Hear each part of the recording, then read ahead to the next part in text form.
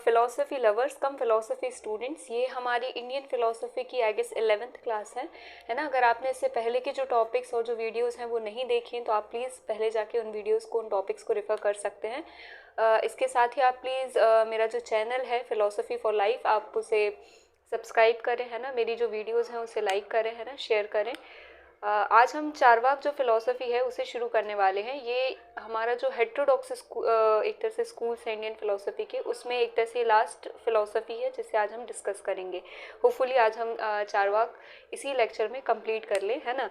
Charvaka philosophy शुरू करने से पहले हम थोड़ा सा जो इन्फरेंस है, हमारा सेकंड प्रमाण है ना, हम उसे डिस्कस करेंगे। इसके बाद जो चारवाक की हमारी फ़िलासफ़ी है हम उसे शुरू करेंगे, ठीक है। तो सबसे पहले आज जो हम चीज़ डिस्कस करेंगे वो हमारे प्रमाण है ना। प्रमाण जो है ये किस वर्ड से ओरिजिनेट हुआ है? जो प्रम है, प्रमाण है, ये किस वर्ड से आया है? प्रम से, है ना। एंड प्रम means right knowledge,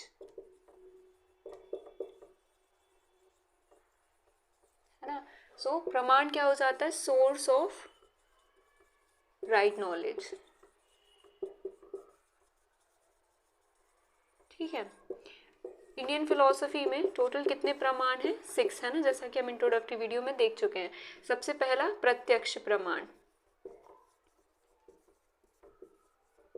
second is inference, इसको बोल सकते हैं परसेप्शन, है ना। देन सेकेंड इज इन्फेरेंस और अनुमान। Then third is verbal testimony और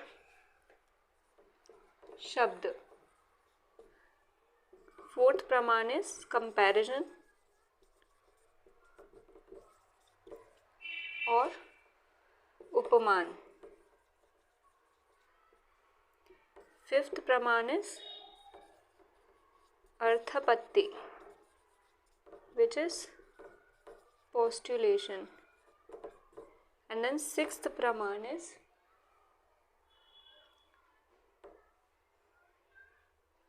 non perception which is अनुपलब्धि,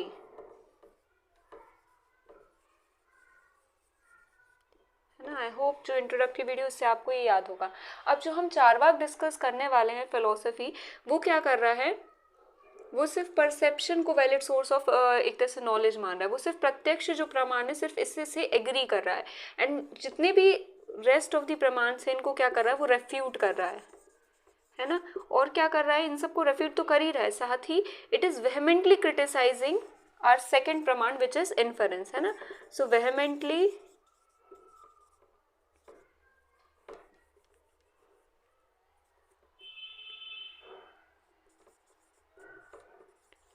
criticising what? Inference, है ना। इसलिए हमें इन्फरेंस जो है इसको थोड़ा सा और डिटेल में पढ़ना पड़ेगा ताकि हम समझ पाएँ कि इन्फरेंस जो है उसमें क्या क्या चीज़ें इंक्लूड है, और जो एक तरह से चारवाक है वो इन्फरेंस को क्यों एक तरह से रेफ्यूट कर रहा है, उसको क्रिटिसाइज कर रहा है ना। साथ ही फिर जो काउंटर आर्ग्यूमेंट्स आएंगे न्याय वैशेषिक या अदर जो इंडियन स्कूल्स ऑफ फिलोसफी है जो इन्फरेंस को सपोर्ट कर रहे हैं एज अ प्रमाण, तो उनके बीच में जो डिबेट है हम उसे भी बेहतर तरीके से समझ पाएंगे अगर हम क्या करेंगे, थोड़ा सा इन्फरेंस को डिस्कस कर लेंगे, है ना। तो ये इंट्रोडक्टरी वीडियो से आई होप आपको याद होगा, है ना। हम थोड़ा सा इन्फरेंस को समझेंगे।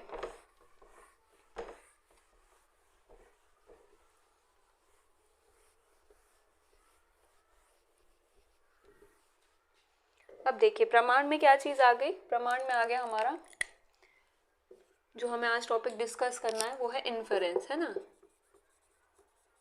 या फिर अनुमान। इंट्रोडक्टरी वीडियो में जो हमने इन्फरेंस पढ़ा था तो हमने उसमें क्या पढ़ा था कि इन्फरेंस क्या होता है भाई? तो इन्फरेंस जो है वो एक तरह से सोर्स ऑफ वैलिड नॉलेज या फिर सोर्स ऑफ राइट नॉलेज है, और वो हमें किसके थ्रू मिल रहा है? वो हमें व्याप्ति के बेस पे मिल रहा है ना। अब व्याप्ति क्या है? तो हमने इंट्रोडक्टरी वीडियो में अगेन रिवाइज किया, पढ़ा था ये चीज़ कि व्याप्ति क्या होता है कि भाई एक इनवेरिएबल, है ना, और नॉन कॉन्ट्रडिक्टरी और यूनिवर्सल एक रिलेशन है ना, दो चीज़ों के बीच में। और जब हम इस तरह का एक रिलेशन दो चीज़ों के बीच में इस्टेब्लिश कर लेते हैं तो हम उसे व्याप्ति कहते हैं। अब जब हमने इस तरह का एक रिलेशन या व्याप्ति इस्टेब्लिश कर ली जो कैसी है, इनवेरिएबल है ना, नॉन कॉन्ट्रोडिक्टरी है और यूनिवर्सल है, तो हम क्या कहेंगे भाई कि भाई अब हम इसे क्या कर सकते हैं, राइट नॉलेज मान सकते हैं ना। अब हम क्या कर सकते हैं, इसे ट्रुथ कंसाइडर कर सकते हैं। सिंपल बात हो गई। तो इन्फरेंस जो है ये किस पे बेस्ड है, व्याप्ति पर। ठीक है, अब व्याप्ति क्या है, व्याप्ति इज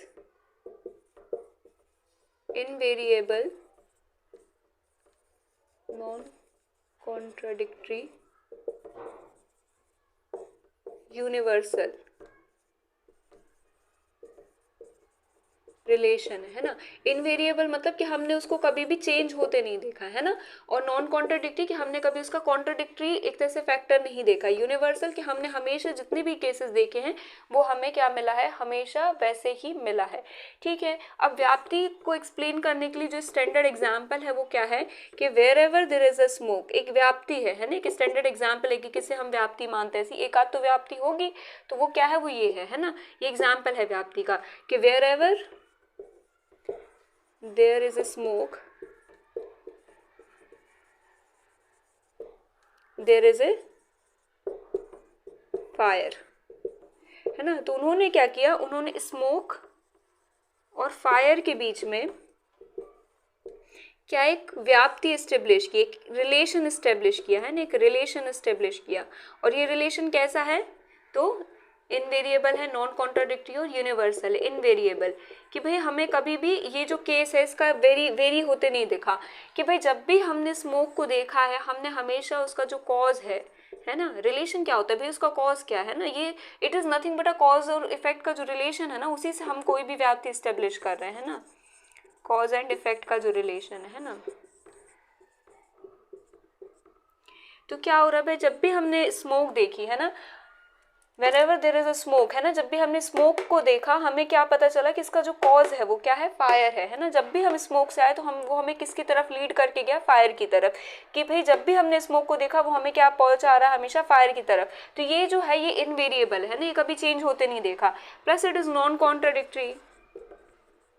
नॉन कॉन्ट्राडिक्टरी मीन्स ऐसा नहीं कि हमने स्मोक देखी और वहाँ पे वाटर मिल रहा हो, नहीं है ना ऐसा, हमें हमेशा फायर ही मिलता है, तो इट इज़ नॉन कॉन्ट्राडिक्टरी है ना। प्लस इट इज़ यूनिवर्सल कि भाई अभी तक पास्ट में हमने जितने भी केसेस देखे हैं पास्ट में प्रेजेंट में, वो कैसे मिले, हमें इसी रिलेशन को जस्टिफाई करते हुए ही मिले हैं। ठीक है, तो ये क्या हो गया हमारा स्मोक और फायर का रिलेशन, स्मोक या फायर जो है वो कैसी हो गई, व्याप्ति हो गई। अब यहाँ पे हमें एक बात याद रखनी कि जो रिलेशन है वो स्मोक और फायर का है, बट फायर और स्मोक का नहीं है। ठीक है, ये बात बहुत लोग मिस्टेक कर देते हैं, कहते हैं कि सर या मैम किचन में क्या होता है, हम स्टोव पे खाना बना रहे हैं, वहाँ फायर है बट वहाँ तो स्मोक नहीं आती है ना। तो वो क्यों हो रहा है भाई, क्योंकि जो फायर है it is not leading us to the smoke, it is the smoke which is leading us to the fire है ना। So fire is not invariably connected to smoke, but it is the smoke which is invariably non contradictorily universally related to fire. So व्याप्ति किसके बीच में establish है, smoke और fire के बीच में। Fire से हमें स्मोक नहीं मिल रही है, ठीक है, मिलेगी लेकिन ऑन सर्टेन कंडीशंस कि भाई जब हमारा जो फ्यूल है वो वेट है तभी क्या होगा, हमें फायर से स्मोक मिलेगी। तो वो कैसी कंडीशनल हो गई है ना, तो वो व्याप्ति नहीं हो सकती, because to be vyapti it has to be unconditional है ना। ये बात क्लियर हो गई कि स्मोक और फायर के बीच में व्याप्ति है, फायर और स्मोक के जो बीच में व्याप्ति होगी वो व्याप्ति नहीं हो सकती, because it will be conditional है ना, और जो व्याप्ति है इट शुड बी अनकंडीशनल।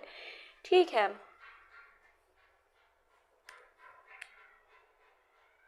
यहाँ पे एक और चीज लिख देते हैं ना, the invariable non contradictory unconditional conditional है ना, कि भाई यूनिवर्सल का क्या मतलब होता है कि हमेशा मिलेगा है ना, और कंडीशनल का क्या मतलब हो गया कि भाई कभी मिलेगा कभी नहीं मिलेगा है ना। It is possible and it is also not possible for certain cases. चलिए ये हमने क्या समझ लिया, एक एग्जाम्पल समझ लिया। इसी एग्जाम्पल को जो स्टैंडर्ड बुक्स हैं है ना, बाकी जगह जब भी हम इसे पढ़ते हैं तो एक डायग्राम के थ्रू एग्जाम्पल हमेशा क्या होता है, एक्सप्लेन किया जाता है ना, एक फिगर के थ्रू। अब वो फिगर क्या है कि भाई ये जो हिल है, यहाँ पे मैं खड़ी हूँ है ना, या फिर आप खड़े हैं, और आपने इस हिल के ऊपर क्या देखा, स्मोक को देखा, ऐसे धुआं उड़ते देखा ना, स्मोक को परसीव किया आपने, क्या आपने यहाँ से परसीव की स्मोक है ना। ठीक है, आपने यहाँ से क्या परसीव किया, स्मोक, है ना। और इस स्मोक को देख के आपको क्या याद आ गया, आपको व्याप्ति याद आ गई कि भाई दिस स्मोक इज इनवेरिएबली, है ना, इनवेरिएबली, नॉन कॉन्ट्रडिक्टरी, अनकंडीशनली, है ना, यूनिवर्सली रिलेटेड टू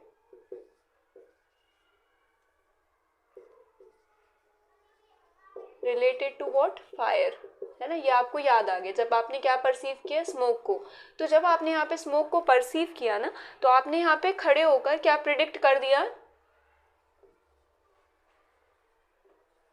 प्रिडिक्ट कर दिया कि भाई इस हिल पे क्या है, फायर है ना, यहाँ पे क्या है, फायर है ना, there exist fire on this hill. ठीक है, ये हमने क्या किया, प्रिडिक्ट कर दिया। अब यहाँ पे तीन एक तरह से टर्मिनोलॉजीज जो आती हैं, स्टैंडर्ड टर्मिनोलॉजीज, वो हमें देखनी है ना। वो क्या बता रहे हैं कि ये जो है हिल, है ना, ये कैसा है भाई, इसका कोई रोल नहीं है ज्यादा, इसकी ये सिर्फ पक्ष है ना, ये सिर्फ धारण किए हुए है ना, it just only consisting what, fire and smoke, है ना।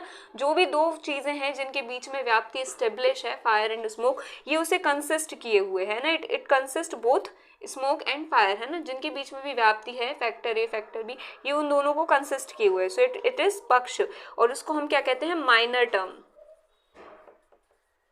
ठीक है, अब जो इसके क्या बोलते हैं, जो चीज़ हमें प्रूव करनी है ना, अब जो चीज़ हमें प्रूव करनी है ना, जो हमें प्रूव करनी है, टू प्रूव, है ना, या जो हम प्रिडिक्ट कर रहे हैं, वो क्या हो गया, हमारा साध्य, है ना। जो हमें सिद्ध करना है वो क्या हो गया, साध्य। और जो साध्य करना है वो क्या हो गया, मेजर टर्म, भाई उसकी वैल्यू ज्यादा है, वो हमें प्रूव करना है, तो ये क्या हो गया, मेजर टर्म हो गया, है ना। ये क्या हो गया, माइनर टर्म हो गया, क्योंकि इसका इतना रोल नहीं है, ये सिर्फ कंसिस्ट किए हुए, है ना।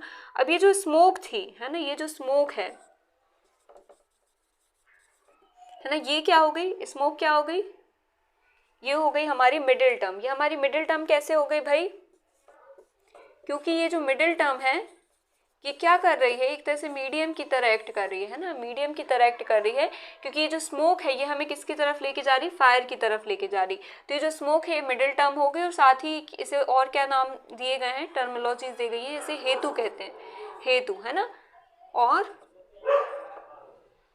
हेतु और लिंग।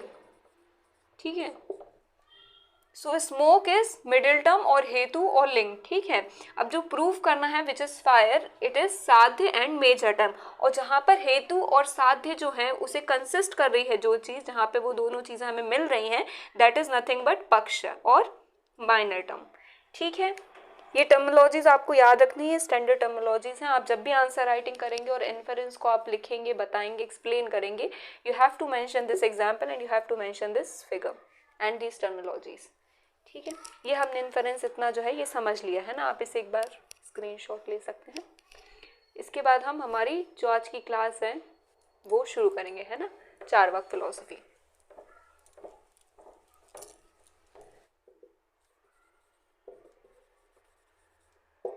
ये जो चारवाक फिलॉसफी है हम इसे एक तरह से 3 हेड्स में या 3 पार्ट्स में डिवाइड करके पढ़ेंगे, है ना। First is it's epistemology, then its metaphysics, and then its ethics। हमने इंट्रोडक्टरी वीडियो में डिस्कस भी किया था कि जो मेटाफिजिक्स ये क्या है, मेटाफिजिक्स देख के हमें घबराना नहीं है ना। Metaphysics is nothing but theory of reality, है ना। Metaphysics is nothing but theory of reality के according to Charvaka what is reality, है ना, क्या चीज है जिसे चारवाक रियल कंसिडर कर रहा है ना, तो वो क्या हो गई, मेटाफिजिक्स हो गई। अब ये रियलिटी जो है ये किस बेसिस पे कर रहा है, तो भाई इस रियलिटी का हमें नॉलेज जो है वो कैसे मिल रहा है ना, how we are getting this knowledge of reality, how we are getting this knowledge of reality, है ना। तो ये हमें थ्योरी देंगे कि भाई हमें जो रियलिटी इसका नॉलेज कैसे मिल रहा है। तो जितनी भी थ्योरीज हैं ऑफ नॉलेज वो क्या बन गई, हमारी एपिस्टेमोलॉजी बन गई।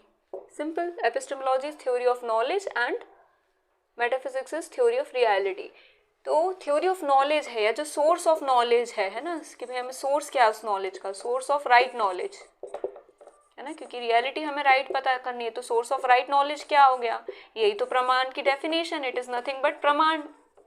तो इंडियन फिलोसफी में हम जब भी एपिस्टेमोलॉजी की बात करेंगे it will be talking about nothing else but प्रमाण, है ना, it will be only talking about प्रमाण, है ना, और कोई बड़ी चीज नहीं है। एपिस्टेमोलॉजी इज नथिंग बट प्रमाण, ठीक है।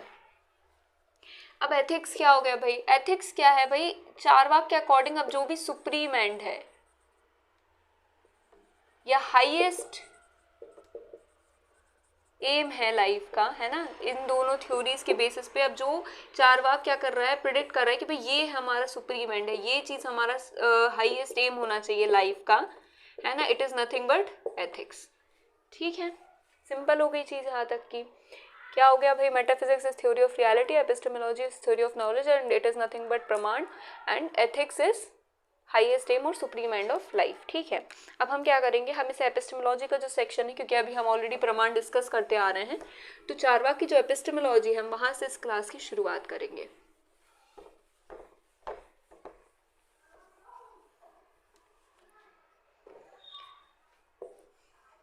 ठीक है, अब देखिए क्या पढ़ना है हमें इसका, एपिस्टेमोलॉजी,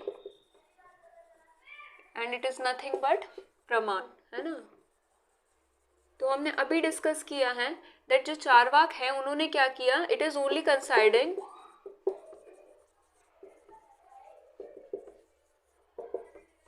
व्हाट, प्रत्यक्ष प्रमाण और परसेप्शन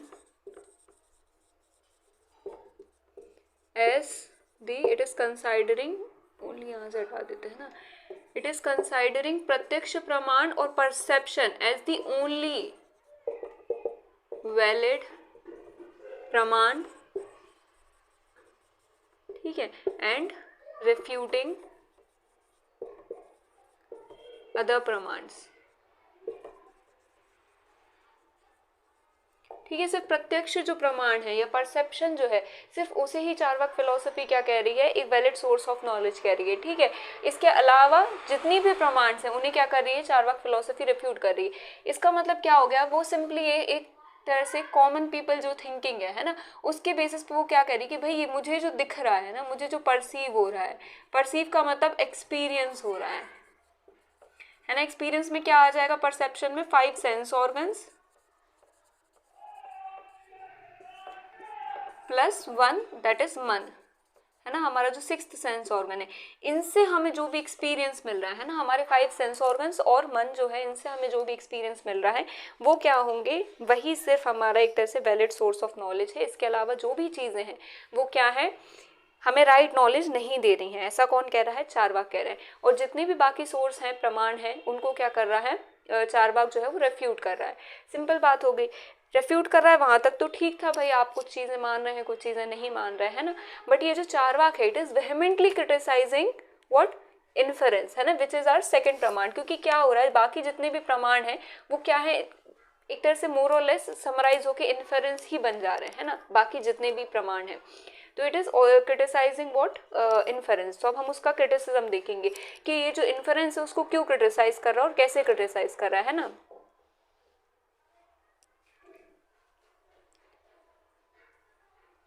ये हो गया होगा, है ना, यहीं पे लिख लेते हैं। Now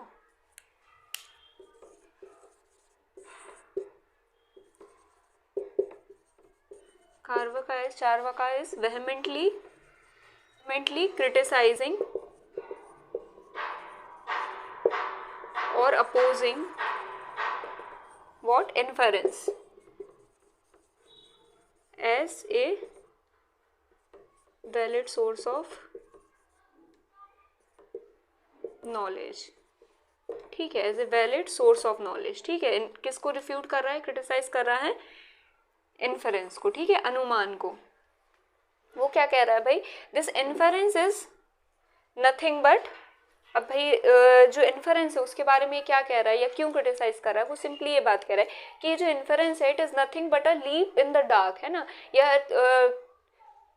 shooting arrow in the dark, है ना, कि भाई जैसे अंधेरा हो रहा है ना, अंधेरा, आपको कुछ नहीं दिख रहा है और आप क्या कर रहे हो, एरो शूट कर रहे हो, क्या पॉसिबिलिटी है कि भाई वो लग भी जाए, है ना, जैसे हम तुक्का कहते हैं ना, गैस कहते हैं, है ना, तो हो सकता है वो लग भी जाए, है ना, पॉसिबिलिटी है, but it is also possible कि वो ना भी लगे, है ना, इट इज ऑल्सो पॉसिबल कि आपका जो नॉलेज है जो आप इन्फ्रेंस के बेसिस पे कर रहे हो वो क्या हो जाए, फेल हो जाए. So it is more like a leap in the dark, है ना, कि there is a possibility of it is coming true and there is also possibility it is coming false, है ना, और not true. तो जो हमारा प्रमाण है या सोर्सेज ऑफ राइट नॉलेज है या सोर्स ऑफ वैलिड नॉलेज है, ये क्या होने चाहिए, तो हमेशा सच होने चाहिए, है ना, जो रिजल्ट है इनका वो हमेशा कैसा होना चाहिए, ट्रू होना चाहिए, है ना, राइट होना चाहिए. बट इन्फरेंस क्या कर रहा है, देयर इज अ पॉसिबिलिटी कि इन्फरेंस जो है वो हमें फॉल्स नॉलेज की तरफ भी लीड कर सकता है ना, because it is nothing but a leap into the dark, it is a jump from known to unknown, है ना, जैसे हम जो वो है स्मोक, उससे हम कहाँ पे जा रहे हैं, एक तरह से जंप कर रहे हैं to the unknown factor which is fire, है ना, तो ये क्या कह रहा है, it is leap in the dark, है ना, it is jumping from known to unknown, है ना, तो देयर इज अ पॉसिबिलिटी कि it can be true and there is also possibility that the result will be false, है ना, तो this can not be consider what a right source of knowledge or a valid source of knowledge. Why? Because a praman or a valid source of knowledge should always gives us right knowledge, but there is a possibility that inference can give us a false knowledge as well. ठीक है, तो वो inference को क्या कर रहे हैं, फिर valid source of knowledge consider नहीं कर रहे हैं. क्या कह रहे हैं भाई कि भाई आप जो है आप समझ नहीं रहे, है ना, ये क्या कर रहा है, ये हमें कभी ही मतलब कभी कभी ही क्या कर सकता है, सिर्फ सही नॉलेज दे सकता है ना. देयर इज ऑल्सो पॉसिबिलिटी कि वो हमें गलत नॉलेज भी दे सकता है ना, क्योंकि हमें जो दूसरा फैक्टर है हमने उसे परसीव नहीं किया, हमने उसे एक्सपीरियंस नहीं किया, है ना, आप सीधे बस उस पर जंप कर गए हो, है ना. अब क्या कह रहा है ये कि भाई मैं इन्फरेंस को क्रिटिसाइज करने के लिए मैं क्या करूंगा, मैं आपका इन्फरेंस किस पे बेस्ड है, व्याप्ति पर. Inference is based on what, व्याप्ति. तो अगर मैं व्याप्ति को क्रिटिसाइज कर दूं या रेफ्यूट कर दूं या इसका जो प्रूफ है, मतलब या मैं ऐसा प्रूफ कर दूं कि जो व्याप्ति है वो कैसी है, इनकंसिस्टेंट है, क्या व्याप्ति स्टेब्लिश ही नहीं कर सकते. और चारवाक जो है वो क्या कह रहे हैं कि अब मैं ऐसा कुछ आपके सामने लॉजिक से अपने आर्ग्यूमेंट्स दूं कि आप जो व्याप्ति है उसे क्या कर रहे हैं, कभी स्टेब्लिश नहीं कर सकते, है ना, व्याप्ति को एस्टेब्लिश नहीं कर सकते. ऐसे अगर मैं आर्ग्यूमेंट दे दूं तो आप व्याप्ति एस्टेब्लिश नहीं कर पाएंगे, उसके बेसिस पे क्या हो जाएगा, इन्फरेंस जो है वो रेफ्यूट हो जाएगा. शो की जो व्याप्ति है वो क्या है, एस्टेब्लिश नहीं हो सकती.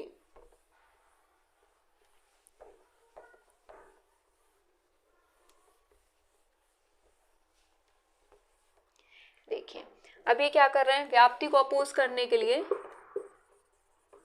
है ना, वो कह रहे हैं कि व्याप्ति जो है ये एस्टेब्लिश नहीं हो सकती. बोले कैसे नहीं हो सकती, बोले आप इसे कैसे प्रूव करेंगे, कैसे एस्टेब्लिश करेंगे.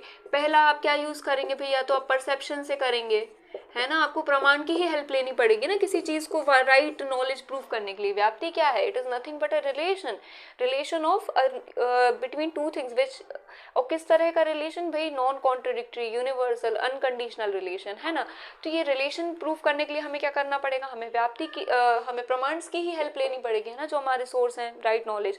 तो आप क्या करेंगे, आप परसेप्शन के थ्रू प्रूव करने की कोशिश करेंगे सबसे पहले. तो परसेप्शन से क्या व्याप्ति एस्टेब्लिश कर सकते हैं, वो आपसे पूछ रहे हैं. तो आप कहेंगे कि हाँ भाई हम देखेंगे, एक केस देखा हमने, दूसरा केस देखा, तीसरा केस देखा, तो हमने इससे क्या कंक्लूजन निकाल ली कि ये जो चीज़ है it is invariably related to this thing. ठीक है, ऐसा वो हमें कह रहे हैं, कौन, जो व्याप्ति को सपोर्ट करते हैं. अब चारवाक क्या कह रहे हैं इनके अगेंस्ट में कि आप ऐसा नहीं कर सकते. वाई, क्योंकि आप जितने भी केसेस हैं आप उन्हें परसीव नहीं कर सकते, है ना, यू कांट परसीव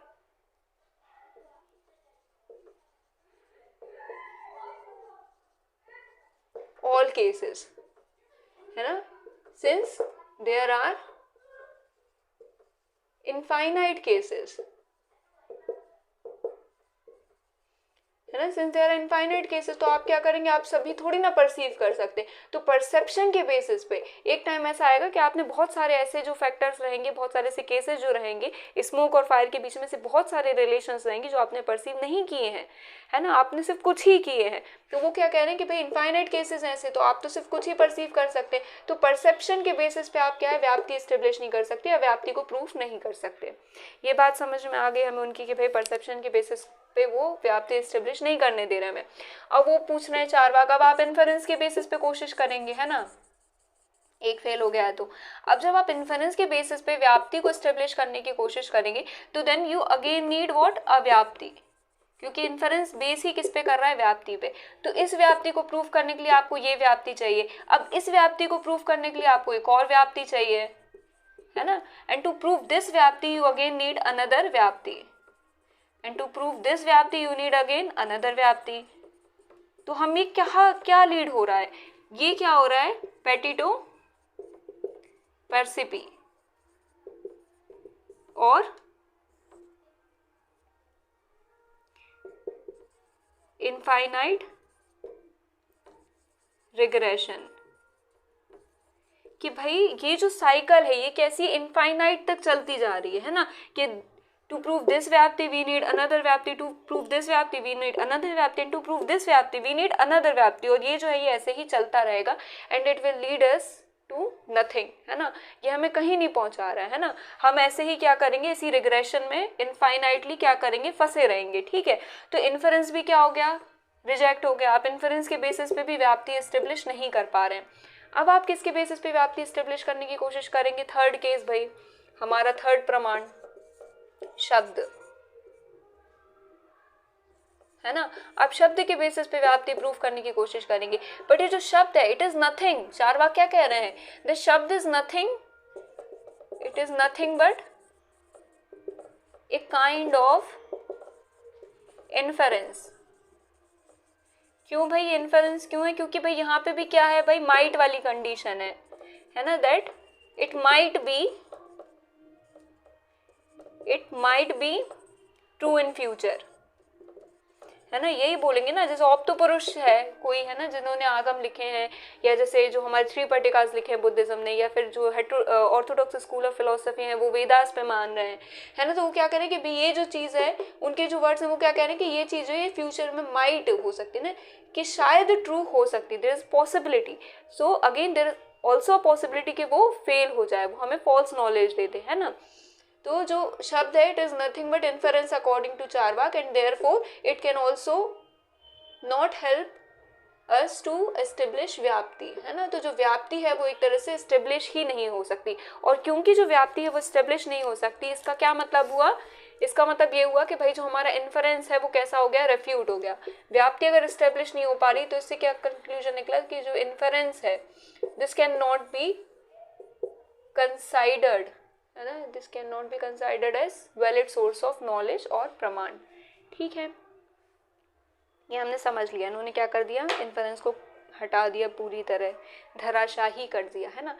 इसके बाद क्या होगा, जो न्याय वैशेषिका है ना, जो एक तरह से इन्फरेंस के सपोर्टर हैं, वो हमें क्या करेंगे, वो हमें कुछ आर्ग्यूमेंट्स देंगे, है ना, चार्वाक के अगेंस्ट आर्ग्यूमेंट देंगे, और फिर इनकी एक जो डिबेट है वो चलेगी, है ना, वो 2-3 और आर्ग्यूमेंट्स देंगे। तो वो हम कब कवर करेंगे, जब हम न्याय वैशेषिका पढ़ेंगे, ठीक है। फिलहाल के लिए हमें बस ये 3 आर्ग्यूमेंट्स याद रखने कि उसने किस बेसिस पे इन्फरेंस को रेफ्यूट किया है, ठीक है। यहाँ पे आप थोड़ा सा एक अपना आधा पेज का पैराग्राफ लायक, है ना, एक स्पेस छोड़ सकते हैं, ताकि जब आप न्याय वैशेषिका पढ़ें तो इसके जो एक्स्ट्रा एक तरह से आर्ग्यूमेंट्स हैं वो आप, या डिबेट जो है न्याय वैशेषिका के साथ इनकी, वो आप वहाँ पे मेंशन कर सके, है ना। चलिए अब क्या हो रहा है भाई, इन्फरेंस इसने रिफ्यूट कर दी, है ना, परसेप्शन अकेले इसने एक्सेप्ट किया है, ठीक है। अब जब इन्होंने इन्फरेंस को रिफ्यूट किया, इन्फरेंस को क्या किया, रिफ्यूट किया, और किसको माना, परसेप्शन को, ठीक है। ये इतनी बात हमें समझ में आ गई। तो अब चार्वाक का क्या करेंगे, जो न्याय वैशेषिका स्कूल है या अदर जो स्कूल्स ऑफ फिलोसफी हैं, वो क्या करेंगे, चार्वाक को क्या करेंगे, क्रिटिसाइज करेंगे, और वो क्या कहेंगे, अब उनके क्रिटिसिज्म देखिए, इनके भी क्रिटिसिज्म एक तरह से 2 निकल रहे हैं ना, इन दोनों के बेसिस पे, दोनों थ्योरीज के बेसिस पे।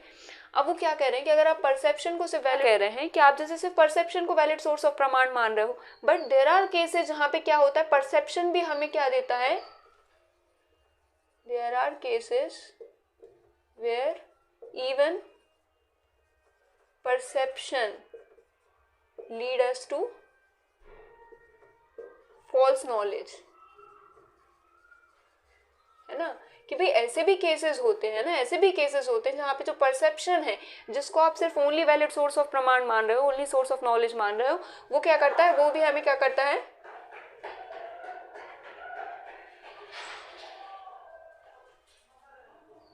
वो भी क्या करता है, हमें फॉल्स नॉलेज की तरफ लीड करता है ना। तो परसेप्शन भी क्या हो गया, एक तरह से आपका रिफ्यूट कर दिया हमने, है ना। आपसे परसेप्शन कर रहे थे तो हमने क्या किया, हमने परसेप्शन को भी रिफ्यूट कर दिया कि भाई जैसे जो स्नेक और रोप का जो केस है ना, वहां पे क्या हुआ, हमने क्या देखा, वी परसीव्ड रोप, है ना, रोप को हमने परसीव किया, but we perceived it as, है ना, हमने परसीव किसको किया था, रोप को किया था, but we perceived it as snake, है ना। तो हमने उसको कैसे परसीव किया, स्नेक की तरह, जबकि वो एक्चुअली क्या था, वो तो रोप थी। तो ये क्या, ये परसेप्शन भी फेल हो गया, क्योंकि इसने हमें क्या दिया, फॉल्स नॉलेज दिया। इसने हमें क्या नॉलेज दिया कि वहां पे स्नेक है, जबकि वहां पे क्या था, इसने हमें क्या नॉलेज दिया कि वहां पे स्नेक है, बट वहां पे क्या था, वहां पे तो रोप थी। ठीक है, तो परसेप्शन को उन्होंने क्या कर दिया, एक तरह से क्रिटिसाइज कर दिया, है ना, जिन्होंने चारवाक को क्रिटिसाइज किया। अब इन्होंने एक और आर्ग्यूमेंट क्या दिया भाई, ये तो पहला आर्ग्यूमेंट हो गया है ना क्रिटिसिज्म का। अब सेकंड जो आर्ग्यूमेंट वो चारवाक के अगेंस्ट दे रहे हैं क्रिटिसिज्म, वो क्या कह रहे हैं कि आप अगर इन्फरेंस को रेफ्यूट कर रहे हो, इफ तो क्या, वो तो कर ही रहे हैं ना, तो इफ रहने दो, that you are refuting inference based on inference only, है ना। अब ये क्या कह रहे हैं, ये ध्यान से समझिए, ये कह रहे हैं कि आप इन्फरेंस को किसके बेसिस पे रिफ्यूट कर रहे हो, तो वो कह रहे हैं कि आप इन्फरेंस को एक्चुअली इन्फरेंस के बेसिस पे ही रिफ्यूट कर रहे हैं। आपने क्या कहा भाई कि आपने सारे केसेस नहीं देखे हैं, है ना, इसलिए ये चीज एग्जिस्ट नहीं करती, है ना, या इसका हमें एक तरह से कॉन्ट्राडिक्टरी रिलेशन इन फ्यूचर मिल सकता है ना। तो आपने क्या कहा कि हमें इसका कॉन्ट्राडिक्टरी रिलेशन इन फ्यूचर मिल सकता है, इट इज माइट, है ना। तो ये भी क्या हो गया, एक तरह से इन्फरेंस ही हो गया। हम क्या कह रहे हैं भाई, हमने सपोज कर लिया कि फ्यूचर में हमें इसका जो नॉन कॉन्ट्राडिक्टरी रिलेशन है वो नहीं मिलेगा, है ना, हमें नहीं मिलेगा, और वो क्या कह रहे हैं कि भाई मिल भी सकता है। तो आप ये जो कह रहे हो कि मिल भी सकता है ना, कि भाई वी कैन ऑल्सो फाइंड, है ना, देयर इज अ पॉसिबिलिटी कि हम कभी क्या है ऐसे केसेस मिल सकें जो इस जो व्याप्ति है उसको कॉन्ट्राडिक्टरी कर सके, उसको वेरी कर सके, है ना। तो यहाँ जो आपने माइट की कंडीशन लगा दी कि हमें ऐसा मिल सकता है रिलेशन, तो ये it is nothing but inference only. तो you are refuting inference based on inference only, है ना, आपको पता भी नहीं आप इन्फरेंस यूज कर रहे हैं और आप इन्फरेंस को ही रिजेक्ट कर रहे हैं, है ना। तो ये आर्ग्यूमेंट उन्होंने दिया है ना न्याय वशिष्ठा ने, और जो भी बाकी स्कूल्स ऑफ इंडियन फिलोसफी हैं जो उसे सपोर्ट कर रहे हैं ना इन्फरेंस को as a valid source of pramana. ठीक है, हमने इतना समझ लिया, हमने चारवाक का जो एपिस्टेमोलॉजी है वो समझ लिया, उसकी चारवाक की एपिस्टेमोलॉजी की जो क्रिटिसिज्म्स हैं वो समझ लिए, है ना। तो हमारा चारवाक का एपिस्टेमोलॉजी जो सेक्शन है वो कंप्लीट हो गया। अब हम चारवाक के मेटाफिजिक्स पे एक तरह से जंप करेंगे।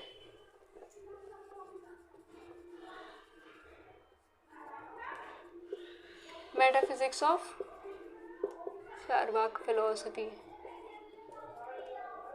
ठीक है। अब metaphysics is nothing but theory of reality, जैसे हमने देख लिया। और ये जो मेटाफिजिक्स थ्योरी है इनकी, वो किस पे ही बेस्ड है, उनकी एपिस्टेमोलॉजी जो थ्योरी उसी पे बेस्ड है। अब एपिस्टेमोलॉजी थ्योरी पर कैसे बेस्ड है भाई, तो वो क्या कह रहे हैं कि perception is the only valid source of knowledge. तो इसका मतलब क्या हुआ कि उनके अकॉर्डिंग रियलिटी क्या होगी, सिर्फ वही जो वो परसेप्शन के थ्रू ले रहे हैं, है ना। जो भी रियलिटी है या जो भी चीज़ें जिनका जो नॉलेज है उसे परसेप्शन के थ्रू मिल रहा है, सिर्फ वही क्या है, वैलिड सोर्स ऑफ नॉलेज है। तो जितनी भी मटेरियल चीज़ें हैं ना जिन्हें हम देख पा रहे हैं, छू पा रहे हैं ना, अच्छा खाना है जिसे हम टेस्ट कर पा रहे हैं ना, या मन है, जो हैप्पीनेस है ना, जो प्लेजर है जिसे हम फील कर पा रहे हैं, एक्सपीरियंस कर पा रहे हैं, it is the reality according to Charvaka. Simple सी बात हो गई, है ना। तो ये जो है ये क्या कर रहा है, it is considering reality as atoms, है ना। एटम्स जो हैं जिन्हें आप क्या कर पा रहे हो, एक तरह से एयर, वाटर, है ना, फायर एंड अर्थ, ये जो 4 एलिमेंट्स हैं, है ना, इनके जो एटम्स हैं सिर्फ वही क्या हैं, रियल हैं अकॉर्डिंग टू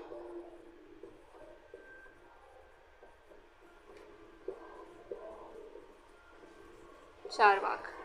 ठीक है, अब हम कहेंगे कि मैम यहाँ तो पंचभूत होते थे ना, इन्होंने सिर्फ 4 ही लिए। तो हाँ जी, इन्होंने क्या किए, सिर्फ 4 ही लिए। जो हमारा 5th एलिमेंट है विच इज ईथर और आकाश, वो क्या किया है इन्होंने, कंसिडर नहीं किया, इन्होंने इसको क्या कर दिया, रिफ्यूट कर दिया। क्यों कर दिया भाई, बिकॉज वी कैन नॉट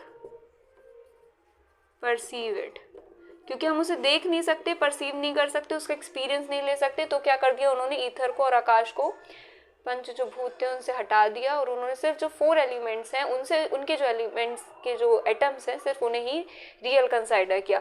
अब भाई सिर्फ इनके जो एटम्स हैं इन्हें ही रियल कंसाइडर कर रहा है, इसका मतलब क्या है भाई, ये मैटर है ना, ये जो 4 एलिमेंट्स हैं इनके जो atoms, it is nothing but matter, है ना। So it is considering only matter as the reality. Therefore जो चारवाक फिलोसफी वो कैसी हो गई, मटेरियलिस्टिक, दिख रहा है, मटेरियलिस्टिक, ठीक है। और it is also known as Lokayatika philosophy, that is philosophy of common people, है ना। सबसे कॉमन नॉर्मल इंसान बिना किसी एक्स्ट्रा दिमाग लगाए, एक्स्ट्रा एनर्जी खर्च करे हुए वो क्या कह रहा है, भाई ये सब रियल है जितना मैं आसपास देख रहा हूँ, है ना। मुझे जो खुशी हो रही, जो प्लेजर हो रहा है, इट इज़ रियल। जो पेन हो रहा है, इट इज़ रियल, है ना। जो मैं एक्सपीरियंस कर रही हूँ चीज़ें, दैट इज़ रियल, है ना। अब मैं जो देख रही हूँ वो रियल है, जो मैं टच कर पा रही हूँ वो रियल है, जो मैं टेस्ट कर पा रही हूँ वो रियल है ना, जो मैं सुन पा रही हूँ वो रियल है। इसके अलावा मुझे और कुछ चीज़ें जो हैं आपकी समझ नहीं आ रही, सीधी बात हो गई, ठीक है। तो हमने रियलिटी के बारे में बात कर ली, मटेरियल के बारे में बात कर ली, मटेरियलिस्टिक है, ये हो गया, ठीक है। इतना आई होप आपको अभी तक जो है चारवाक की मेटाफिजिक्स वो समझ आ रही होगी, ठीक है। अब इसके आगे हम थोड़ा सा डिटेल में जाएंगे। अब ये क्या कह रहे हैं कि मैटर और इज दी ओनली रियलिटी, है ना। जो मैटर है सिर्फ यही क्या है, रियल है ना। तो अब ये क्या कर रहे हैं, मैटर को रियल कंसाइडर नहीं कर रहे हैं, तो सिर्फ मैटर को रियल कंसाइडर कर रहे हैं ना। तो अब हम इनसे क्या पूछ रहे हैं कि अच्छा, if matter is the only reality, it means if you can not perceive ether और akash, then it is not real, है ना। It can not be considered as reality. ऐसे तो हम जो है, हम गॉड जो है या ईश्वर है उन्हें भी परसीव नहीं कर सकते, है ना। We can not perceive God, तो इफ तो गॉड भी रियल नहीं है। हम उनसे पूछ रहे हैं कि we can not perceive God, so God is also not real for you. तो बोले नहीं, गॉड रियल नहीं है ना। उन्होंने सीधा मना कर दिया, yes God is not real, है ना। अब गॉड रियल नहीं है, तो जब गॉड रियल नहीं है तो mister Charvaka, who created this world, हम उनसे पूछ रहे हैं कि mister Charvaka, if God is not real then who created this world, है ना। ये वर्ल्ड जो है एग्जिस्टेंस में कैसे आया, है ना। और ये जो वर्ल्ड है इसे ऑर्गेनाइज कौन कर पा रहा है ना, इसे ऑपरेट कौन कर रहा है, how it is working so perfectly, so amazingly, हम उसे पूछ रहे हैं ना चारवाक से कि भाई जो वर्ल्ड है इसको किसने क्रिएट किया, इसे किसने बनाया, है ना, और इसे कौन ऑपरेट कर रहा है ना, ये इसे कौन संचालित कर रहा है, कैसे चल रहा है ये संसार, है ना। तो अब जो है चारवाक वो अपनी गॉड से रिलेटेड जो थ्योरी है, एग्जिस्टेंस से रिलेटेड, उस पर बात करेंगे, है ना। आप इतना लिख लिए होंगे आई होप,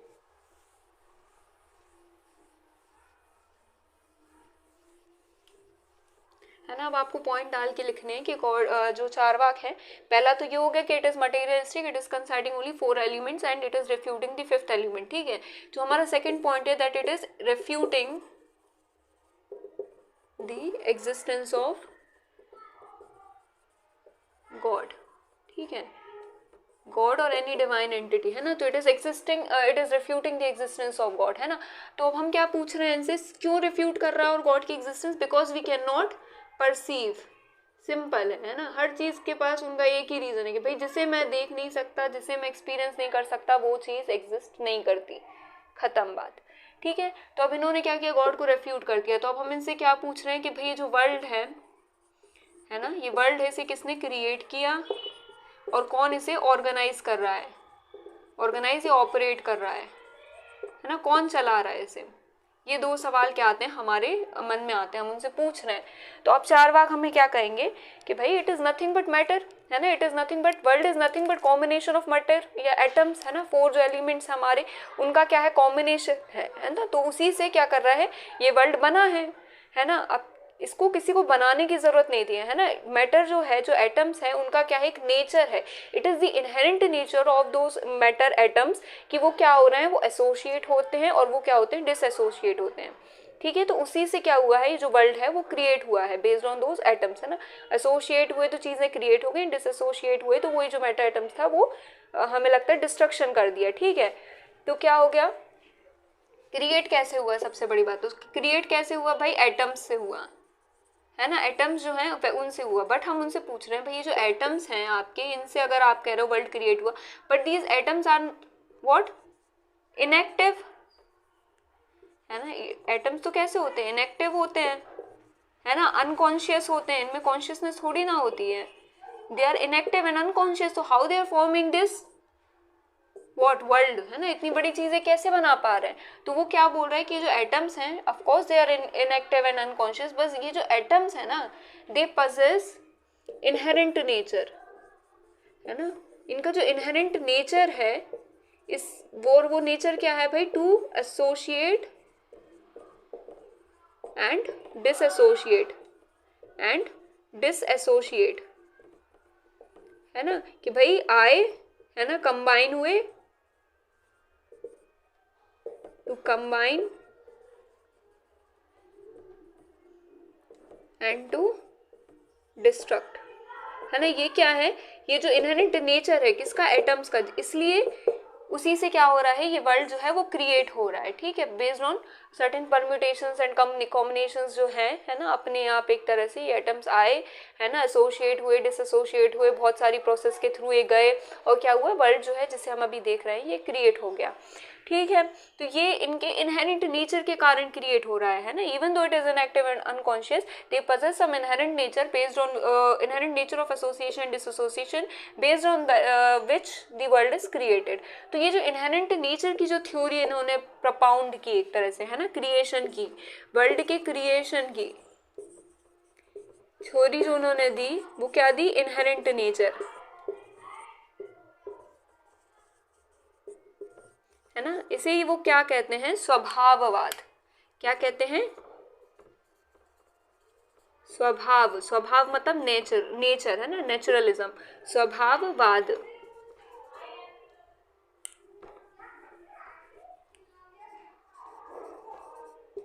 ठीक है, स्वभाववाद,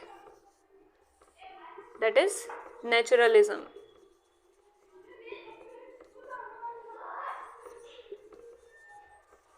है ना। तो इनहेरेंट जो नेचर है उसके बेसिस पे क्या हो रहा है, ये वर्ल्ड क्रिएट हो रहा है, और ये जो थ्योरी है ना, ऑफ क्रिएशन ऑफ वर्ल्ड, है ना, विदाउट एग्जिस्टेंस ऑफ गॉड और without any supreme divine entity, है ना, without any supreme divine entity जो वर्ल्ड ये कैसे क्रिएट हो रहा है, तो वो कह रहे हैं भाई एटम से क्रिएट हो रहा है, और कैसे क्रिएट हो रहा है, एटम्स का जो इनहेरेंट नेचर है टू एसोसिएट एंड डिसएसोसिएट, उसके बेसिस पे वर्ल्ड जो है वो क्रिएट हो रहा है, और इसको क्या वो कह रहे हैं, वो स्वभाववाद की थ्योरी कह रहे हैं या फिर नेचुरलिज्म कह रहे हैं। सिंपल बात हो गई।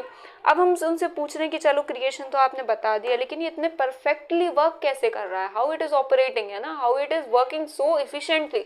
तो वो कह रहे हैं world is nothing but acting like a machine कैसे काम करती है भाई, उसको कोई ऑपरेटर की जरूरत नहीं होती है ना, it works on its own. तो जो वर्ल्ड है ये भी क्या है, एक तरह से एक मैकेनिज्म पे वर्क कर रहा है, and therefore it is working on its own, it does not require any supreme divinely entity called God, है ना, जो इसको ऑपरेट करे, it is operating on its own like a machine. तो ये एक मैकेनिज्म पे, एक मशीन की तरह एक मैकेनिज्म पे बेस्ड है, ये this world is based on a mechanism, ठीक है, एक मैकेनिज्म पे बेस्ड है। चलिए इसको और क्या कहते हैं, इस थ्योरी को क्या नाम दिया गया, जैसे नेचुरलिज्म की थ्योरी को हमने स्वभाववाद नाम दिया है, तो मैकेनिज्म की जो थ्योरी उसे हम क्या नाम दे रहे हैं, यदृच्छवाद।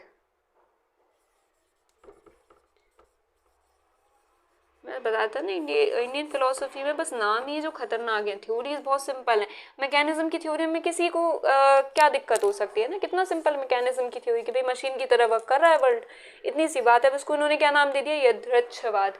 तो yadrichhavada is related to which philosophy, Charvaka, है ना, ये यूजीसी नेट में क्वेश्चन आते हैं, yadrichhavada is related to which philosophy, 4 option दे देंगे आपको, है ना, जैनिज्म, बुद्धिज्म, न्याय वैशेषिक, चारवाक। तो इट इज चारवाक, है ना, ऐसे सिंपल आते हैं, ज्यादा कोई टेंशन की बात नहीं है ना।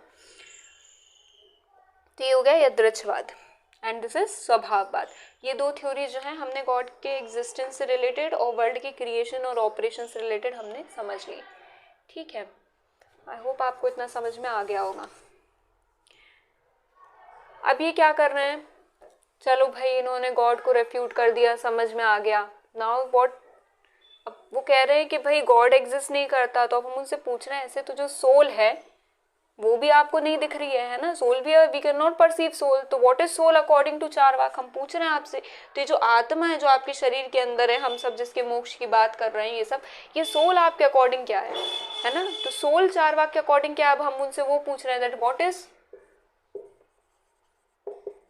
सोल अकॉर्डिंग टू चारवाक, है ना। चारवाक के अकॉर्डिंग सोल क्या हम उनसे पूछ रहे हैं, भाई सोल भी आप कंसिडर कर रहे हो नहीं कर रहे हो, क्या सीन है।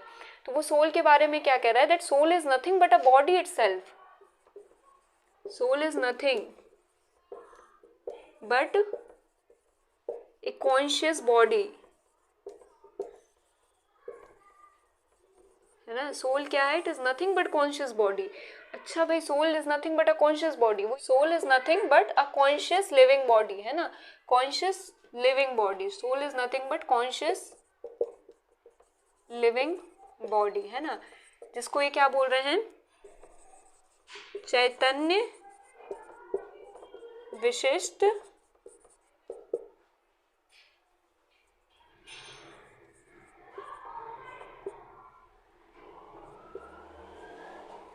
देह आत्मा, है ना, चैतन्य विषय, it is nothing but conscious देह, है ना, कॉन्शियस बॉडी, है ना, is nothing but soul, soul is nothing but conscious body, conscious living body is soul, है ना, अकॉर्डिंग टू चारवाक। ये बात हमें समझ में आ गई उनकी कि भाई उनके अकॉर्डिंग सोल क्या है, भाई it is nothing but body, है ना, conscious living body is soul according to Charvaka, ठीक है। तो हम उनसे पूछ रहे हैं आप इस कंक्लूजन पे कैसे निकले, है ना, अब हम उनसे पूछ रहे हैं कि आप इस कंक्लूजन पे कैसे निकले, that soul is nothing but conscious living body.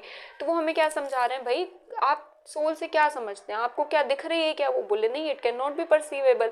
तो फिर आप सोल के बारे में आप कैसे जानते हैं, जब हम क्या कहते हैं दैट आई एम फिट, है ना, I am hungry, I am going, I am coming, तो ये जो आई है it is nothing but soul, so it is invariably related to what, your body, है ना। हमसे बॉडी के बारे में तो बता रहे हैं that I am fit, I am healthy, I am fine, I am hungry, I am eating, I am coming, I am going, है ना, तो it is nothing but, so it is nothing but conscious living body, है ना। तो इसको वो क्या कह रहे हैं, देह आत्मावाद, है ना। ये जो उन्होंने सोल के बारे में थ्योरी दी है ना, चैतन्य विशिष्ट देह आत्मा, that soul is nothing but a conscious living body, इसे क्या कह रहे हैं, देह आत्मावाद। देह मीन्स बॉडी, है ना, आत्मा मीन्स सोल एंड वाद थ्योरी, तो बॉडी सोल थ्योरी, है ना, या soul body theory, that soul is nothing but conscious body, conscious living body, है ना। बस ये जो थ्योरी है इसे क्या कह रहे हैं, देह आत्मावाद, ठीक है। अब वो क्या कह रहा है, एक और चीज वो बता रहे हैं, इसको एक और नाम से भी जानते हैं, दैट इज भूत चैतन्यवाद, भूत चैतन्य, है ना, ये चैतन्य यहाँ पे भी आया था, है ना, चैतन्य मीन्स कॉन्शियसनेस, भूत मीन्स बॉडी, भूत चैतन्य वाद, वाद इज थ्योरी। अब भूत चैतन्यवाद भी यही है ना, that soul is nothing but a conscious living body. तो ये दो थ्योरीज हमें समझ में आ गए। इसके साथ वो और क्या बोल रहे हैं कि भाई हम उनसे एक्सप्लेनेशन पूछ रहे हैं कि आप इस कंक्लूजन पे कैसे आए, है ना, कि बॉडी ये तो ठीक है, I am fit, I am going, ये तो हमें समझ में आ गया, लेकिन हो सकता है हमारे अंदर कोई ऐसी कॉन्शियसनेस है जो आपको दिख नहीं रही है ना, जो बॉडी से अलग है। तो वो क्या कह रहा है कि नहीं, जो कॉन्शियसनेस है वो हमारी बॉडी के साथ ही क्या है, एक तरह से इनकॉर्पोरेट है ना, उसकी सेल्फ कोई एग्जिस्टेंस नहीं है ना, जो सोल है उसकी, it is nothing but the consciousness of the body, ठीक है। वो समझा रहा है इसको, क्या चारवाक हमें कैसे समझा रहे हैं, वो कह रहे हैं कि जो जब हमारी जो बॉडी है वो एक तरह से हेल्दी स्टेट में रहती है, तो हमारी जो कॉन्शियसनेस है वो भी हेल्दी स्टेट में रहती है। बट जब हम क्या होते हैं, इल हो जाते हैं, है ना, बीमार हो जाते हैं, या फिर जब हम ओल्ड हो जाते हैं, तो क्या होता है, हमारी कॉन्शियसनेस भी कैसी हो जाती है, कम हो जाती है ना। जब हम इल रहते हैं तो हम फैटीग हो रहा है, कुछ हो रहा है ना, चक्कर आ रहे हैं, कुछ याद नहीं रह रहा, तो हमारी कॉन्शियसनेस वीक हो रही है, when our body is weak, है ना। सिमिलरली जब हम छोटे रहते हैं ना, तो हमारी बॉडी जब छोटी रहती है तो क्या होता है, हमारी कॉन्शियसनेस भी कैसी रहती है, कम रहती है। बच्चों को उतना अवेयरनेस नहीं रहती क्या चीज़ कैसा, हम जैसे जैसे ग्रो होते हैं हमारी कॉन्शियसनेस भी क्या होती है, हमारे साथ ग्रो होती है।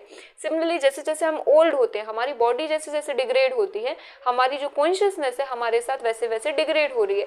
तो they are saying that it is soul is nothing but consciousness of the body, है ना। तो देह आत्मा बात, है ना, भूत चैतन्यवाद, कि जो भूत है, जो हमारी body, it is nothing but, ये जो हमारी बॉडी है वो it is invariably related to what, the consciousness, है ना, बॉडी और जो सोल है वो एक तरह से इनवेरिएबली रिलेटेड है ना। और जो सेल्फ है, सोल है, इसका सच कोई एक तरह से सेपरेट एग्जिस्टेंस नहीं है ना, it is nothing but the consciousness of the body only, ठीक है। इतना हमें समझ में आ गया है ना इनकी सोल की थ्योरी के बारे में, ठीक है। आई होप आपको ये तो ये जो सोल है इट इज़ नथिंग बट भूत चैतन्यवाद, है ना। तो हमें उनकी ये जो सोल की थ्योरी है, तो हमें उनकी जो सोल की थ्योरी है ना वो हमें समझ आ गई, ठीक है। अब वो हम उनसे पूछ रहे हैं ना, अभी हमारी क्वेरीज जो है वो पूरी तरह शांत नहीं हुई हैं, हम उनसे अभी भी पूछ रहे हैं कि जो वो है एक तरह से कॉन्शियसनेस वो आ कहाँ से रही हमारी बॉडी में, क्योंकि जो एटम है वो हमने अभी डिस्कस किया था कैसे हैं, अनकॉन्शियस हैं, इनएक्टिव हैं। तो हमारी बॉडी में कॉन्शियसनेस कहाँ से आ रही, कौन लेके आ रहा है कॉन्शियसनेस, है ना।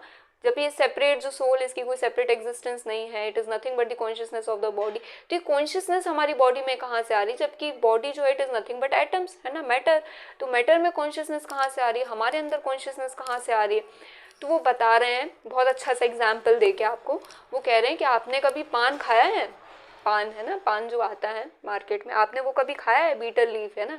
तो वो बोल रहे हैं कि हाँ खाया है। तो वो जो लीफ रहती है ना, लीफ, उसमें आप बहुत सारी चीज़ें मिलाते हैं, बट उसमें कुछ भी आप रेडिश मिलाते हैं क्या, बोला नहीं। तो आप जब उसमें बढ़िया उसको, है ना, सब मिक्स करके जब आप उसे खाते हैं तो वो जो रेडिशनेस है, जो रेड कलर है, जो रेड पिगमेंट्स है, वो कहाँ से आता है ना। वो रेड पिगमेंट कहाँ से आता है व्हेन यू ईट पान।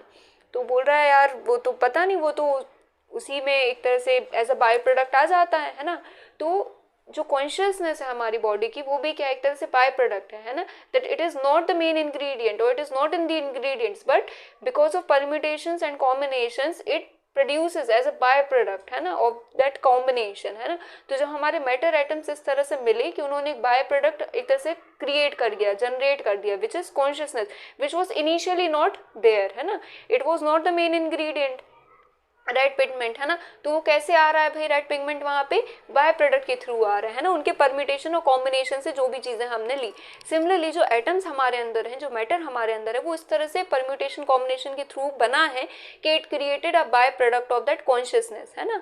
तो वो जो कॉन्शियसनेस है it is nothing but the by product of the matter atoms, है ना, जिस तरह से वो कंबाइन हुए और ये परम्यूटेशन और कॉम्बिनेशन के थ्रू हुआ है कि भाई वो इस तरह से बना कि उसने क्या किया, एज एक बाय प्रोडक्ट क्रिएट किया विच इज़ कॉन्शियसनेस, ठीक है। तो हमें उनकी ये जो थ्योरी है इस तरह से वो कॉन्शियसनेस हमारे अंदर समझाते हैं और इसी तरह से वो सोल की थ्योरी हमारे अंदर दे रहे हैं, ठीक है। तो आई थिंक मेटाफिजिक्स जो है चारवाक का वो हमने एक तरह से कंप्लीट कर लिया है। अब चारवाक का सिर्फ जो एक लास्ट पोर्शन रह गया है, चारवाक की एथिक्स, है ना, हम वो और कंप्लीट कर लेते हैं।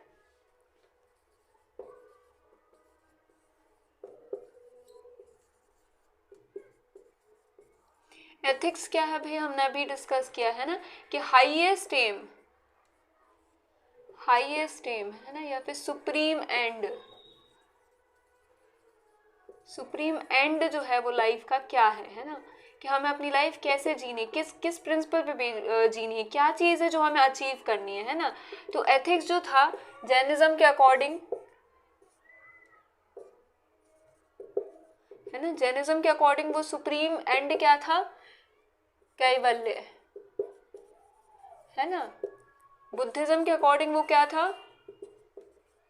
है ना, सेसेशन ऑफ सफरिंग, जिसे उन्होंने क्या नाम दिया था, निर्वाण, है ना। सिमिलरली जो बाकी स्कूल्स ऑफ इंडियन फिलोसफी हैं, जो ऑर्थोडॉक्स स्कूल्स हैं ऑफ इंडियन फिलोसफी, उनके अकॉर्डिंग क्या है भाई एथिक्स या हाई एस्टीम, तो मोक्ष, है ना। हमने सबसे पहली जो हमारी इंट्रोडक्टरी क्लास थी हमने क्या डिस्कस किया था, यही डिस्कस किया था कि जो पूरी Indian philosophy it is revolving around the highest aim और supreme end which is nothing but moksha, है ना। ये जो kaivalya it is nothing but also moksha, है ना। निर्वाण भी क्या है, सेसेशन ऑफ सफरिंग, बुद्धिज्म के कॉन्सेप्ट में मोक्ष का कॉन्सेप्ट है। सिमिलरली जो ऑर्थोडॉक्स स्कूल्स हैं इंडियन फिलोसफी के, उनका भी जो हाईएस्ट एम है, सुप्रीम एंड है, वो क्या है, मोक्ष है। अब हम चारवाक से पूछ रहे हैं कि भाई आपका जो हाईएस्ट एम है लाइफ का, जो आपको अचीव करना है इस लाइफ की साइकिल में, आप कैसे अपनी जो लाइफ है वो जीना चाहेंगे, वो सुप्रीम एंड पे डिपेंड करेगी। तो आपके अकॉर्डिंग सुप्रीम एंड क्या है, हम उनसे पूछ रहे हैं। वो कह रहा है भाई मोक्ष तो जैसी कुछ चीज मुझे समझ में नहीं आ रही है भाई, because it is not considering soul as a separate entity, है ना। जब सोल को ही वो सेपरेट एंटिटी को कंसाइडर नहीं कर रहा है तो कौन बॉन्डेज में, कौन लिबरेशन में, है ना। तो बॉन्डेज लिबरेशन का जो भी कॉन्सेप्ट है वो चारवाक एक्सेप्ट नहीं कर रहा, वो उसे रिफ्यूट कर रहा है ना, क्योंकि वो सोल को क्या कंसाइडर कर रहा है, that it is nothing but the conscious living body, है ना। तो सोल जैसी कोई चीज नहीं है ना, it is just the consciousness and which is nothing but the by product of material atoms, है ना। तो सोल एज सच कुछ नहीं है ना। उसने जो सोल है उसको भी किसको, मटेरियलिज्म पे डिपेंड कर दिया है ना, that is nothing but the by product, ठीक है। तो अब ये सोल को कंसिडर नहीं कर रहा है ना। इसके कारण क्या कर रहा है, बॉन्डेज और जो लिबरेशन का कॉन्सेप्ट है पूरा इंडियन फिलोसफी का, उसे एक तरह से रेफ्यूट कर रहा है। तो एथिक्स में भी अच्छा खासा रेफ्यूटेशन और एक तरह से कर रहा है। तो चारवाक जो है उनके अकॉर्डिंग क्या है, मोक्ष तो हाईएस्ट एम नहीं है ना। तो इनके अकॉर्डिंग हाईएस्ट एम क्या है भाई, इनके अकॉर्डिंग हाईएस्ट एम है टू इंक्रीज प्लेजर, है ना, एंड टू डिक्रीज पेन। कि भाई मेरा जो एपिस्टेमोलॉजी है ना, मेरा परसेप्शन, मुझे एक वैलिड सोर्स ऑफ नॉलेज मेरा क्या है भाई, परसेप्शन। परसेप्शन में क्या आ गया भाई, 5 सेंस ऑर्गन्स आ गए प्लस मन आ गया। तो जो भी मुझे एक्सपीरियंसेस मिल रहे हैं ना, जो भी चीज़ें मैं परसीव कर पा रहा हूँ, एक्सपीरियंस कर पा रहा हूँ, वही मेरे लिए रियलिटी है। तो उन्हीं से मेरी लाइफ का जो सुप्रीम एंड है वो ड्राइव होगा, है ना। तो मेरे लिए सुप्रीम एंड क्या हो गया भाई, जो एक्सपीरियंस है उसको मुझे कैसे भी ज़्यादा से ज़्यादा अच्छा बनाना है ना, प्लेजरेबल बनाना है। तो जितने भी मेरे एक्सपीरियंसेस हैं मुझे क्या कोशिश करनी है, to increase my pleasure and to decrease my pain, ठीक है। तो ये मेरे हिसाब से जो मेरी लाइफ का सुप्रीम एंड है वो क्या है, to increase pleasure and to decrease pain, ठीक है। तो ये जो थिंकिंग है, जो एक तरह से कॉन्सेप्ट है, इसको वेस्टर्न फिलोसफी में क्या कहते हैं, इसको वेस्टर्न फिलोसफी में कहते हैं, है ना। ये जो आइडिया है इसको वेस्टर्न फिलोसफी में क्या कहते हैं, हेडोनिज्म और हेडोनिस्टिक, है ना। चारवाक इज हेडोनिस्टिक, है ना, कि भाई उनका भी एम क्या है, to increase pleasure as much as they can and to decrease pain as much as they can, है ना। तो यही चीज़ें हैं जो हमें लाइफ में करनी है ना। यही एक जो लाइफ है जो हमें मिली हुई है। इसके अलावा मतलब आप जो सेसेशन ऑफ सफरिंग और ये मोक्ष का कॉन्सेप्ट लाए हैं ना, we can only achieve this cessation of suffering when we die, है ना, और विद डेथ, है ना। कि भाई जो सफरिंग है हमारी ये कब खत्म होगी, it will end, suffering will end only when we die, है ना, ओनली व्हेन वी डाई, है ना। और death is the supreme like suffering और cessation of suffering is nothing but death according to Charvaka, ठीक है।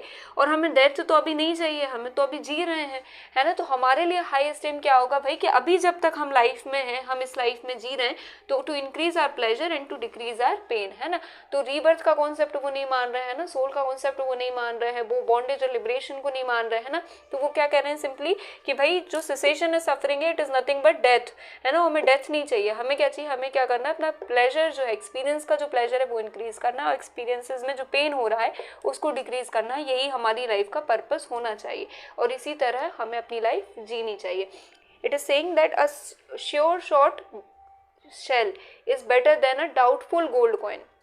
अब देखिए, श्योर शॉर्ट शेल, शेल मतलब कौड़ियाँ जो पहले चलती थी, है ना। तो ये जो कौड़ी है, जो एक सिक्का हमें सामने दिख रहा है, इट इज़ मच बेटर, जो भी हमें यहाँ से हम उठा ले रहे हैं, जहाँ थोड़ी दूर पे क्या लग रहा है, हमें कुछ लग रहा है कि शायद ये गोल्ड कॉइन है, but it is also possible कि भाई वो गोल्ड कॉइन ना हो, बट कुछ भी गोल्ड की तरह अपीयर होने वाला कोई शाइनी सब्सटेंस हो, है ना। तो it is better to have a sure short shell instead of a doubtful gold coin, कि मैं भी श्योर नहीं हूँ कि भाई वो गोल्ड है कि नहीं, तो पहले मैं ये उठा लूँ ना, मैं उस पर क्यों जाऊँगा, है ना। इट इज़ मच बेटर कि मैं इसको प्रेफरेंस दूँ रेदर देन कोई ऐसी चीज़ जिसके बारे में मैं श्योर नहीं हूँ। तो ये एक तरह से मेटाफर की तरह यूज़ कर रहे हैं। किस तरह का मेटाफर, कि ये जो श्योर शॉर्ट शेल है वो क्या है, हमारी ये वाली लाइफ है ना। कि भाई ये जो लाइफ जो मुझे इसमें मिली है, मैं क्या करूँ, मैं इसमें अपने आप को प्लेजर इंक्रीज करूँ, पेन जो है उसे कम करूँ। मैं क्यों किसी ऐसे कॉन्सेप्ट जो मोक्ष का कॉन्सेप्ट है, रीबर्थ का कॉन्सेप्ट है, उस पर जाऊँ जो डाउटफुल है ना, जिसको आप एक तरह से, जिसका नॉलेज आपको नहीं मिल पा रहा, मुझे नहीं पता कि वो चीज़ है भी कि नहीं, मुझे नहीं पता कि लाइफ जो है डेथ के बाद वो पॉसिबल है कि नहीं, है ना। लाइफ आफ्टर डेथ जो है वो मुझे नहीं पता कि ट्रू है या नहीं, इट इज़ डाउटफुल। मोक्ष का जो concept it is doubtful because it is not perceivable, है ना। ये मेरे रीज़न को अपील नहीं कर रहा है, मेरे रीज़न को क्या अपील कर रहा है कि भाई ये जो श्योर शॉर्ट लाइफ मुझे मिली है, मैं इसमें क्या करूँ, अपना जो प्लेजर है उसे इंक्रीज करूँ, अपना जो पेन है उसे डिक्रीज करूँ, ठीक है। तो बस यही है क्या, चारवाक की एथिक्स, है ना। आप एग्जाम्पल लिख सकते हैं, A sure short shell is much better than a doubtful gold coin. A sure short shell is much better than a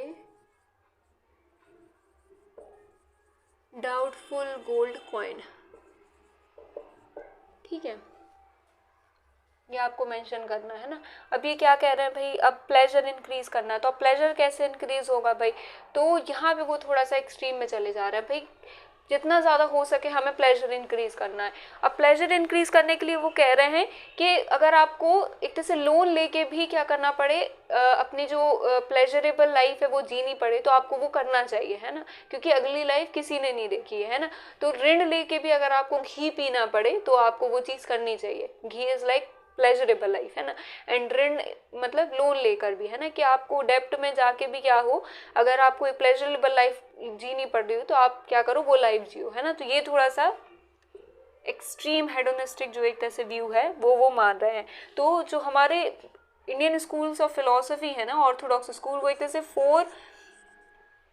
एक तरह से अर्थ पे वर्क करते हैं। अर्थाज लाइक 4 एम्स, है ना, 4 एम्स है ना, या पर्पस है लाइफ के, 4 पर्पस होते हैं लाइफ के, है ना, लाइफ के। वो कौन कौन से हैं, पुरुषार्थ जिन्हें हम कहते हैं, है ना। 4 क्या है, पुरुषार्थ हैं इन इंडियन फिलोसफी, है ना। जो एथिक्स का कॉन्सेप्ट है इंडियन फिलोसफी का, उसमें क्या कॉन्सेप्ट है, 4 जो है वो पुरुषार्थ का कॉन्सेप्ट है, पुरुषार्थ। ठीक है, और ये जो 4 पुरुषार्थ हैं कौन से हैं भाई, धर्म, अर्थ, काम एंड मोक्ष, दिख रहा है ना। तो ये जो धर्म है इसे वो रेफ्यूट कर रहे हैं, क्योंकि वो क्या कह रहे हैं कि भाई ऋण लेके भी घी पीना पड़े तो घी पियो। और मोक्ष का कॉन्सेप्ट हमने अभी समझा कि वो रेफ्यूट कर रहे हैं ना, sure short shell is much better than a doubtful gold coin, moksha is nothing but a doubtful gold coin. तो इसे भी ये क्या कर रहे हैं, रेफ्यूट कर रहे हैं। तो सिर्फ ये जो 2 पुरुषार्थ हैं, अर्थ मीन्स इकोनॉमिक वेलबींग है, फाइनेंशियल वेलबींग, है ना, इकोनॉमिक वेलबींग, धन कमाना इज अर्थ, है ना। इकोनॉमिकली हमें जो पुरुषार्थ करने हैं, जो एफर्ट्स लेने हैं ना, तो इकोनॉमिक जो हमें एफर्ट्स लेने हैं वो करना है। एंड काम इज प्लेजर, तो हमारी जो प्लेजरेबल लाइफ है हमें वो एंजॉय करनी है, और वो हमें कैसे एंजॉय करनी है भाई, पैसा कमा के, है ना। तो earth is economic wellbeing and काम इज प्लेजरेबल लाइफ। तो हमें प्लेजरेबल लाइफ जीनी है, वो कैसे करनी है भाई, पैसा कमा के लेनी है। यही एक तरह से उनकी एथिक्स है। तो ये क्या है, हेडोनिस्टिक एक तरह से व्यू पॉइंट है, ठीक है, चारवाक का। और जो धर्म है और जो मोक्ष है, 4 पुरुषार्थ में से ये जो 2 हैं वो रेफ्यूट कर रहे हैं ना। मोक्ष तो वो क्या कह रहे हैं, डाउटफुल गोल्ड कॉइन, कि भाई मुझे इसके बारे में पता नहीं है, ये मेरी रीज़न को अपील नहीं कर रहा है। तो भाई जब हम इनका मेटाफिजिक्स, एपिस्टेमोलॉजी, है ना, और एथिक्स ये सब समझ लेते हैं तो हम कहते हैं यार बड़े कॉमन लोगों की बात तो ठीक है, बट ये लाइफ भी किस तरह की लाइफ है ना। ये लाइफ थोड़ी ना कुछ एक तरह से आपको कोई पर्पस दे रही है, बोला नहीं भाई प्लेजर तो इंक्रीज करना ही है, यही पर्पस है हमारी लाइफ का। तो हम क्या कर रहे हैं, हम उन्हें बहुत नेगेटिवली जज करना शुरू कर दे रहे हैं ना, हम जजमेंटल से हो जा रहे हैं कि भाई ये क्या लाइफ हुई, ये क्या थिंकिंग है ना, हम फिलोसफी पढ़ने आप हमें क्या पढ़ा रहे हो, है ना। लेकिन आपको ये सोचना चाहिए कि भाई ये इकलौता ऐसा स्कूल है इंडियन फिलोसफी का जो क्या कर रहा है, पूरी इंडियन फिलोसफी को जो डॉगमा है ना, मोक्ष का कॉन्सेप्ट, सोल का कॉन्सेप्ट, गॉड का कॉन्सेप्ट, है ना, इसे बाहर निकाल के किसको अपील कर रहा है, रीजन को, कॉमन सेंस को। और ये क्या दे रहा है हमें, एक ह्यूमनिस्टिक व्यू पॉइंट दे रहा है ना। जब ह्यूमनिज्म हम पढ़ते हैं या ह्यूमन सेंट्रिक एक व्यू पॉइंट जो हम पढ़ते हैं, तो चारवाक ने इतने ही पहले हमें क्या दिया है, वो ह्यूमनिस्टिक व्यू पॉइंट दिया है कि भाई जो हमारी लाइफ है वो ह्यूमन सेंट्रिक होनी चाहिए, है ना। जब हम खुद का भला कर पाएंगे तभी हम कुछ और सोच पाएंगे। तो ये क्या कर रहा है, एक तरह से पॉजिटिव जो एक तरह से नोट है लास्ट में, जो हम चारवाक के बारे में हमेशा मेंशन करेंगे after criticizing its ethics and everything,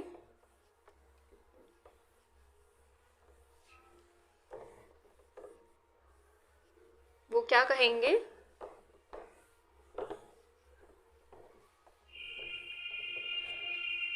कि फर्स्ट चारवाक जो है ना,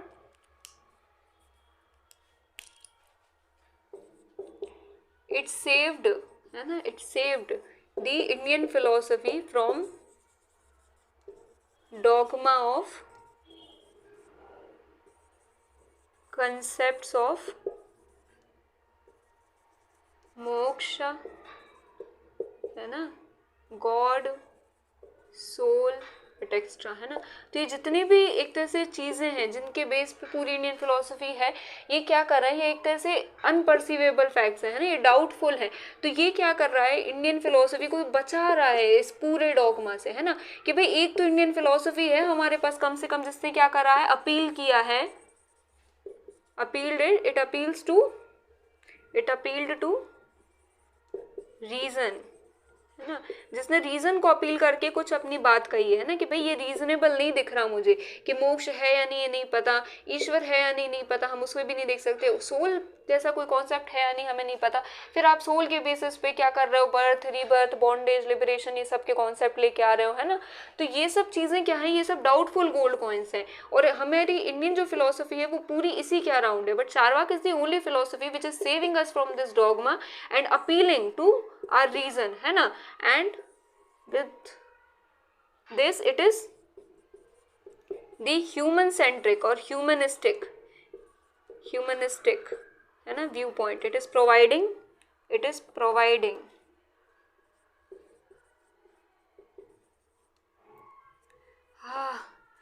providing humanistic viewpoint to Indian philosophy।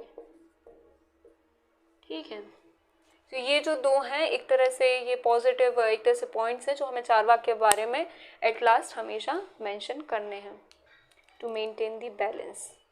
ठीक है, तो चारवाक फिलोसफी के लिए आई थिंक इतना सफिशिएंट है ना। ये चारवाक की हमारी पहली और आखिरी क्लास थी, चारवाक हमने इसी वीडियो में ख़त्म कर लिया है ना। अब हम क्या करेंगे, हम इसके बाद जो ऑर्थोडॉक्स स्कूल्स हैं इंडियन फिलोसफी के, सांख्य योग, न्याय वैशेषिक और मीमांसा वेदांता, है ना, ये जो हमारे स्कूल्स हैं इंडियन फिलोसफी के, ये एक तरह से कल से पढ़ना शुरू करेंगे। ठीक है, आज की क्लास के लिए इतना ही।